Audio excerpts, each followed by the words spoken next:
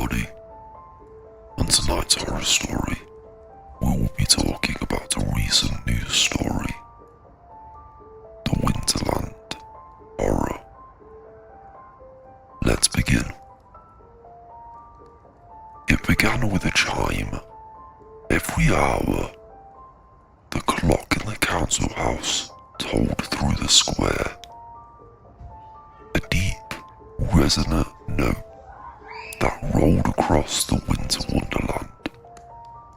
The stalls, the Ferris wheel, the wooden cabins selling mulled wine and roasted chestnuts, all trembled slightly under its weight. At 6:15 p.m. on a Sunday evening in December, it sounded again, but this time the sound lingered too long, vibrating in the air like a tuning fork. The pigeons scattered. The fairy lights flickered once, twice, then dimmed to a sullen orange glow. Talia Markham, who ran the donut stall by the skating rink, looked up from the fryer.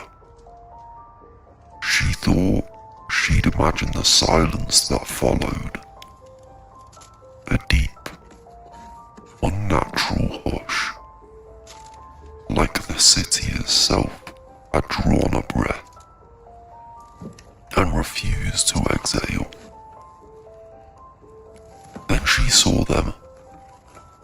4 figures standing motionless at the bottom of the council house steps. Each wore a white mask, featureless, except for 2 small eye holes. 2 of them carried long, dull blades, the kind of heavy machetes used in the old slaughterhouses down by the canal. They glinted faintly in the cold light. At first, people thought it was a performance. Winter Wonderland always had street acts. Mummers, carolers, jugglers. But when one of their masked youths dragged the machete across the pavement, shrieking sparks into the air, the illusion broke. Screams erupted. Children were pulling away. Ice skates scattered.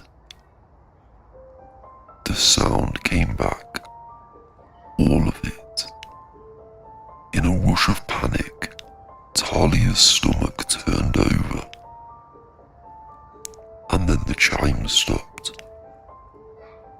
The first police car arrived within 3 minutes.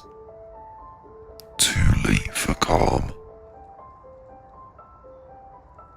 4 males, early teens or 20s, black masks, 2 armed, barked the voice on the radio from the officer's shoulder. Move, move! Talia crouched behind her stall, peering between bags of flour. The Ferris wheel lights strobed blue and red as the officers advanced, guns low. But the figures didn't run. They stood perfectly still.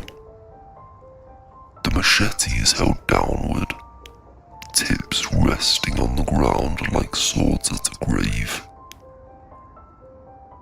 Then one tilted its head down towards the lions. The 2 massive stone beasts flanking the council house steps. For a second, Talia thought she saw one of the lions move. Its jaw shifted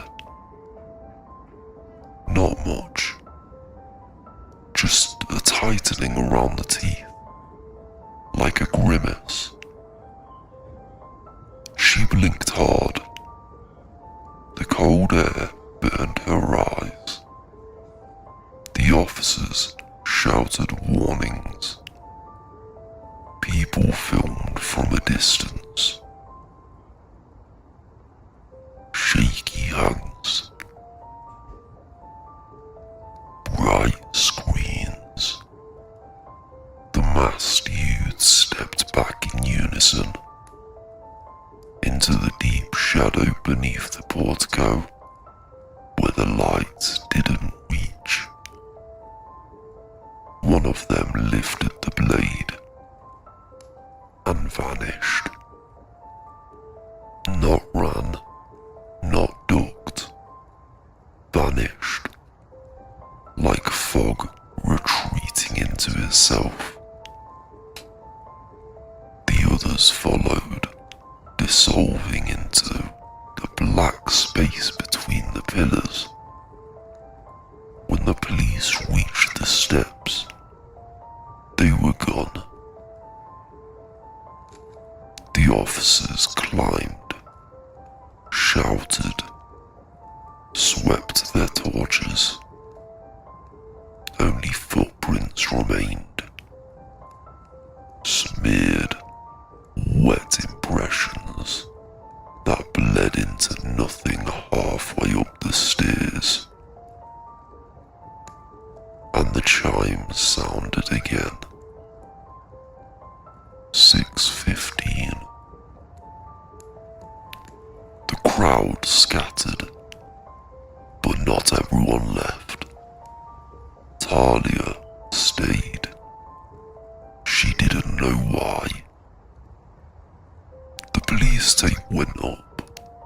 They ushered vendors away, muttering about public safety and cordons. The Winter Wonderland music tried to restart. A tinny loop of Silent Night, playing from speakers above the rink. But it distorted, pitching low until it sounded like a funeral dirge. Her friend Jade came running from the carousel. They're saying it's some kind of gang thing, she gasped. Machete's kids, you saw them, right? Talia nodded.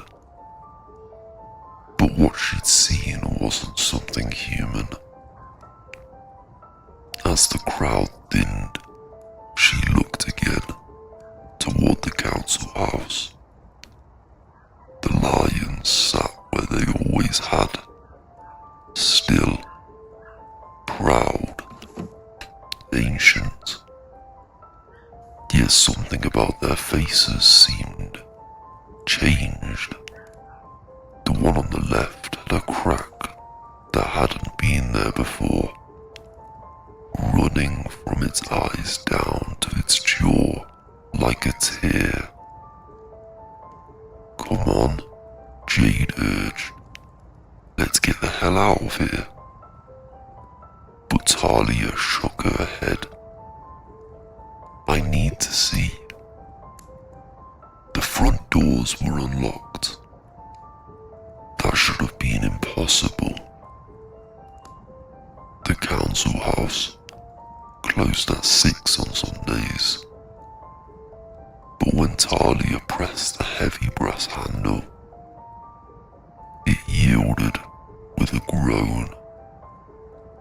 The marble foyer inside smelled of old dust and polish, and the echoes of her steps bounced up into the dome. She called out once, softly. No answer.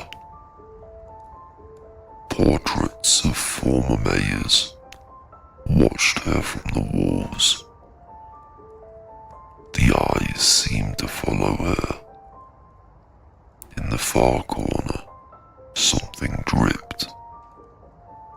Slow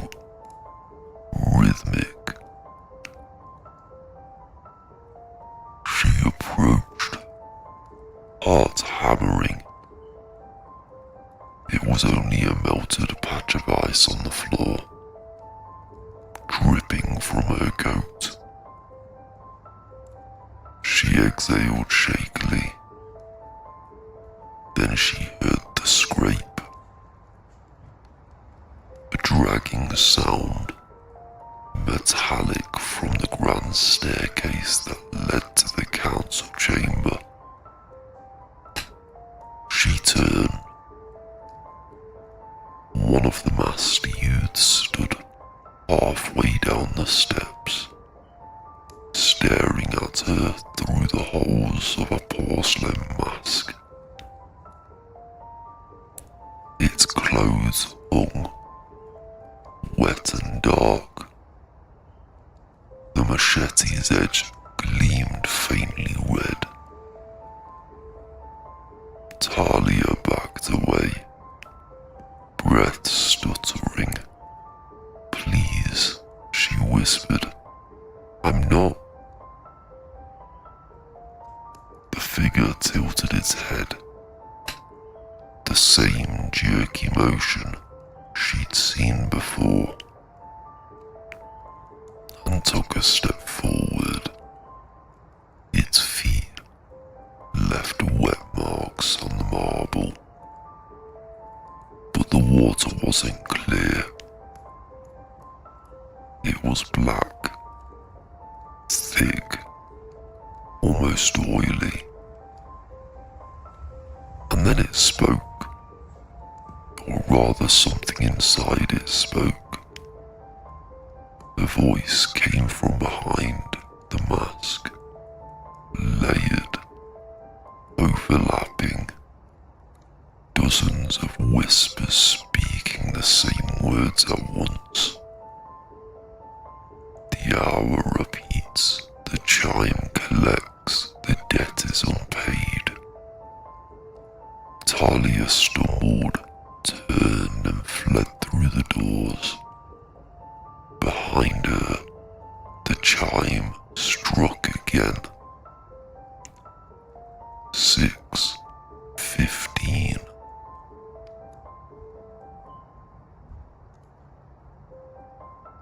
The news called it a public order incident. The city called it a tragic misunderstanding. But Talia knew better. In the days that followed, the Winter Wonderland reopened. Though the stall space near the council house remained cordoned off. Police tape fluttered in the frost like ghostly streamers. Officers still patrolled the square. No arrests, no explanation. Talia couldn't sleep. Each night she dreamed of the lions moving slightly when she wasn't looking, mouths whispering through stone. She started researching the building. The library archives held records going back to the 1800s.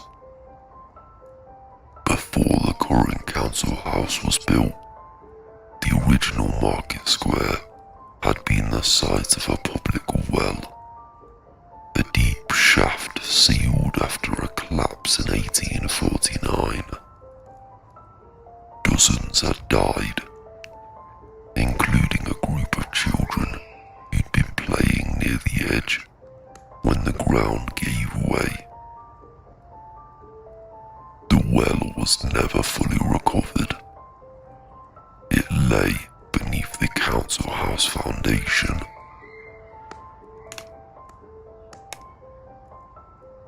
And according to one yellowed news clipping,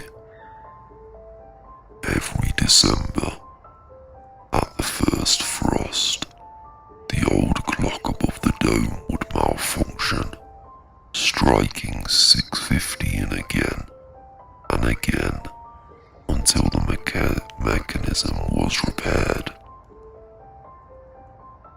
The archivist smiled nervously when Talia asked about it. Old superstition, she said. They called it the hour of death. Supposedly, when the clock chimes wrong, the dead come walking. The children who fell into the well, grown tall and angry. Talia's throat dried. Did they wear masks? The woman hesitated, then nodded slowly. They were buried faceless, miss, crushed under the weight of stone. So in the stories, they come back to borrow new ones. A week later, it snowed. The city sparkled again. Laughter, lights, mulled wine, steaming in cold air. People forgot quickly. The lions were cleaned, the crack repaired. But Talia didn't return to her stall. She couldn't bring herself to. She stayed in her flat across the river, watching the square on live streams instead. At exactly 6:15 p.m, the feed glitched. Static, then darkness. The four white masks staring straight into the camera. She dropped her phone. When she looked again, the stream was normal. Skaters circled the rink. Couples laughed. Nothing wrong. She convinced herself it was an artifact, a reflection, a prank. Until the next morning, something knocked on her door. When she opened it, nobody was there. Only a single object lay on the threshold. A mask. Porcelain blank, the inside still cold from the night air. Talia called the police. They took the mask away, promised to look into it. She knew they wouldn't. The world doesn't know what to do with the impossible. That night, she dreamed. She was standing in the square again. The council house loomed, lights burning in every window. The lions watched, unblinking. And beneath her feet, the cobblestones pulsed. Slow, rhythmic, like a heartbeat buried under layers of stone. She heard the whispers again. The hour repeats. The debt is unpaid. The lion's eyes opened, hollow, glowing from within. Something moved behind the windows. The four figures emerged from the doorway, blades dragging, sparks spilling. They stopped at the stairs, lifted their masks. What she saw beneath wasn't faces. It was a void, a black hollow that seemed to suck the air from the world.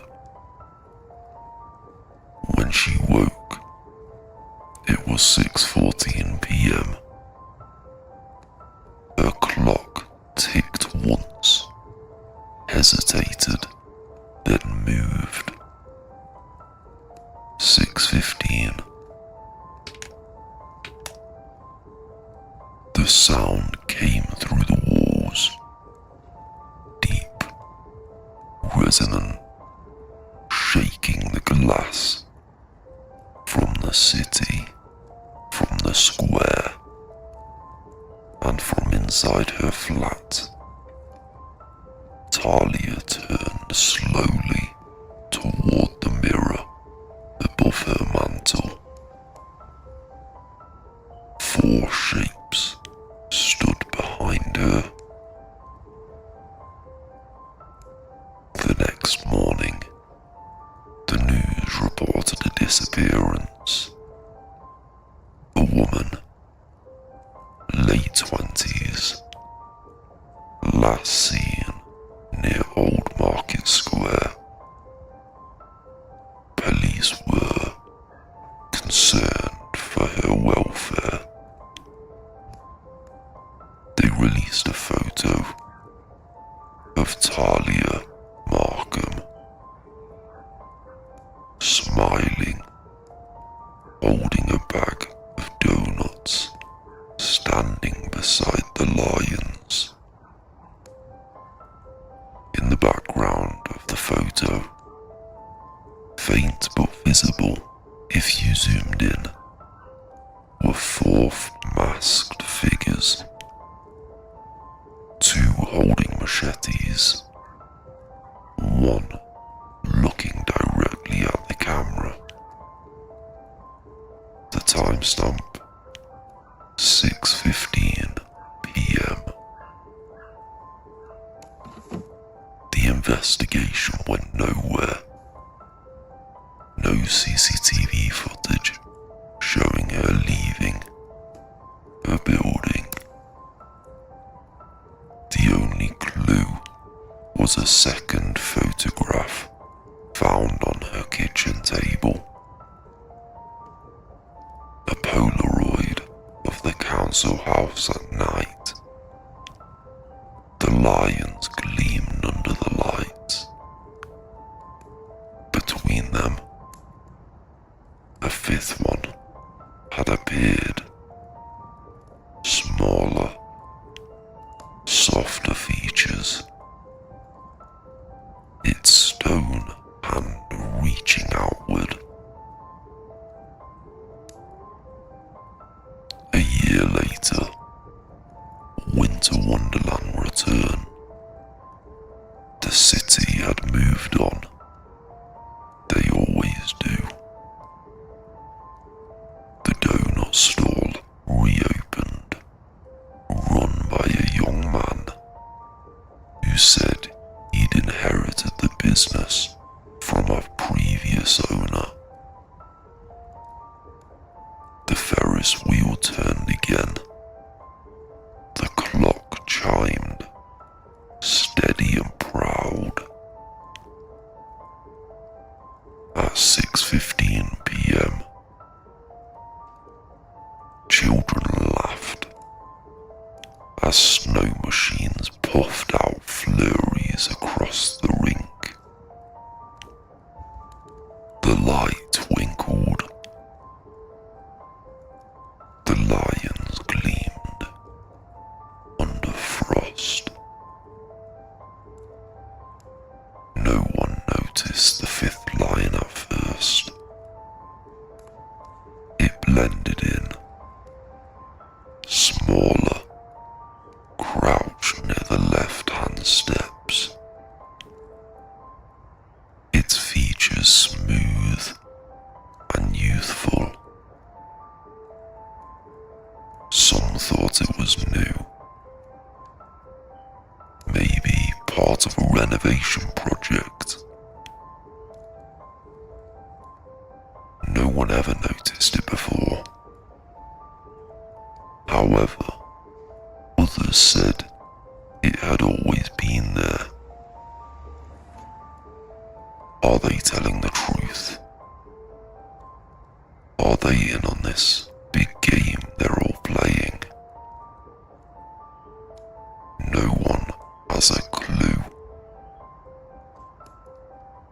If you stand close to the lion, you can see something strange about its features, its mouth especially.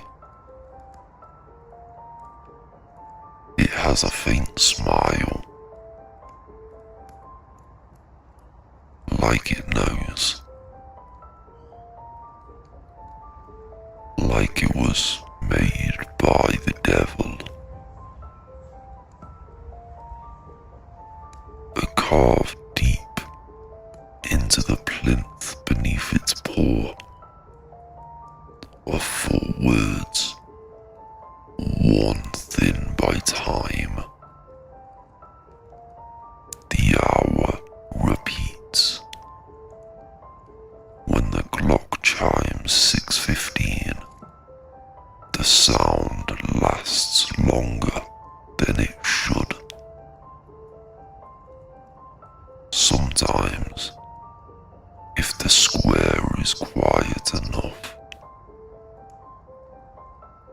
you can hear footsteps echoing from beneath the ground, and the scrape of a blade on the stone.